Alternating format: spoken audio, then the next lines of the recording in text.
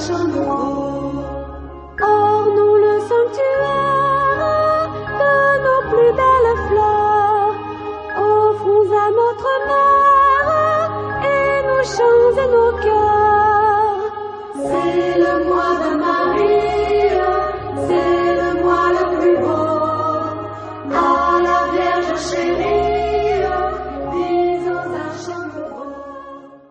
Chers amis chrétiens et chrétiennes de la chaîne YouTube de l'archidiocèse de Parakou, Ave Maria, nous voilà à une nouvelle émission sur la Vierge Marie. Nous accueillons toujours le frère Cyril qui répond fidèlement à notre appel. Ave Maria, frère Cyril. Ave Maria, Père Patrick. Alors, pour commencer cette émission, nous allons la confier à la protection de la Vierge Marie. Sainte Marie, Mère de Dieu. Priez pour nous. Sainte Marie, Mère de Dieu. Priez pour nous. Sainte Marie, Mère de Dieu. Priez pour nous. Alors, chers amis, nous continuons notre marche avec la Vierge Marie. La dernière émission, nous avions parlé des apparitions de la Vierge Marie et comme on nous l'a signifié, la Vierge Marie apparaît, elle est apparue à des endroits, mais c'est l'Église dans son discernement qui valide cette apparition. Aujourd'hui, avec le frère Cyril, nous allons parler de Marie comme mère de l'Église. Alors, frère Cyril, il y a plusieurs versets de la Bible qui nous montrent Marie comme mère de l'Église. Déjà, Marie est au pied de la croix. Jésus a dit quelque chose. Et après, nous voyons cela aussi au niveau de la Pentecôte. Bon, pour nous les chrétiens qui ne comprenons pas pourquoi on donne cette place de mère à la Vierge Marie. Qu'est-ce que vous pouvez nous en dire? Merci Père Patrick pour la question.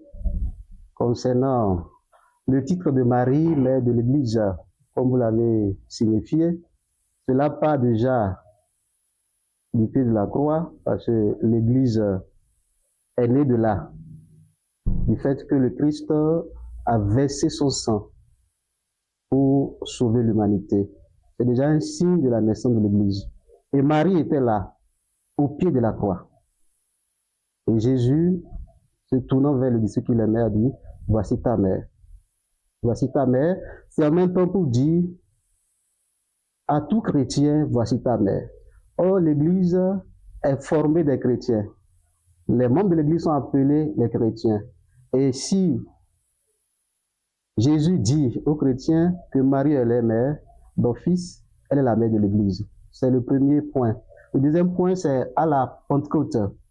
Lorsque Jésus a été crucifié, enseveli et tout, les disciples se sont retirés pour rester en prière au Cénacle. Et c'est Luc, dans les Actes des Apôtres, nous précise que Marie était là et était en prière avec eux jusqu'à la descente de l'Esprit. C'est ce que nous appelons la Pentecôte, qui ouvre de façon officielle la naissance de l'Église. Et Marie était là, étant la mère des disciples, des apôtres, qui préparait, n'est-ce pas, la descente de l'Esprit, qui en même temps ouvre la naissance de l'Église au monde entier. Et lorsque nous quittons cet aspect, Jésus est considéré comme l'Église même. Nous parlons souvent de l'Église comme corps mystique du Christ. Et Saint Paul dit Jésus est la tête de l'Église. Jésus est la tête de l'Église. Et Marie est la mère de Jésus. Du coup, étant la mère du corps mystique de l'Église, qu'est Jésus, elle est la mère de l'Église. Et c'est déjà en 104 que le pape Saint Paul VI a promulgué ce titre-là, de la Bienheureuse Vierge Marie, mère de l'Église.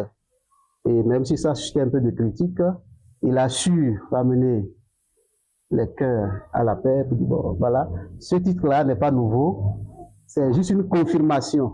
Une confirmation.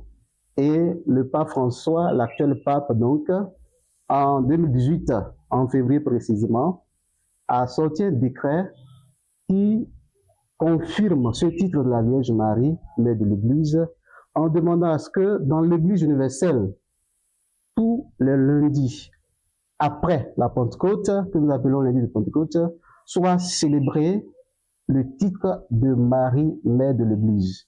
Et depuis 2018, l'Église s'est attachée à ce titre-là, les lundis de Pentecôte. nous célébrons la solennité de Marie, mère de l'Église. Merci beaucoup, frère Cyril, pour cette explication. Marie est mère de l'Église. Et notre diocèse est sous la protection de la Vierge Marie, Notre-Dame de Cominguia, Notre-Dame des familles, Reine des familles. Alors, quel lien vous pouvez nous faire? Et nous découvrons dans le diocèse de Paraco une Vierge Marie noire. Qu'est-ce qui explique cela? Merci beaucoup. Nous avons dans notre précédent numéro parlé des apparitions de la Vierge Marie. Et lorsque Marie apparaît, elle prend l'apparence, les couleurs locales.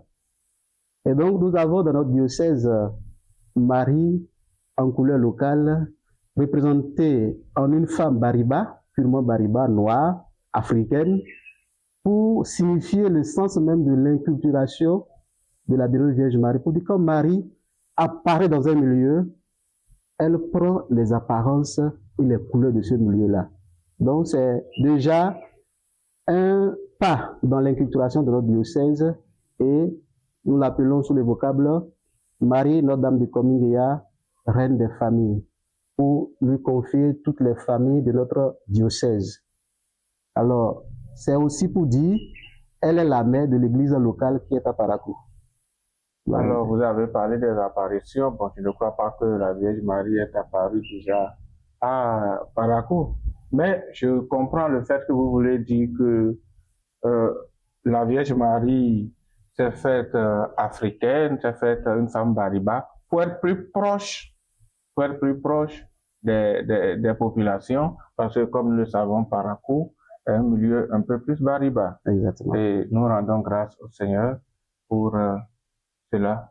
Alors que Notre-Dame de Cominguia intercède pour nous, Amen. Nous accompagne tout au long de ce mois d'octobre, ce mois dédié à la Vierge Marie.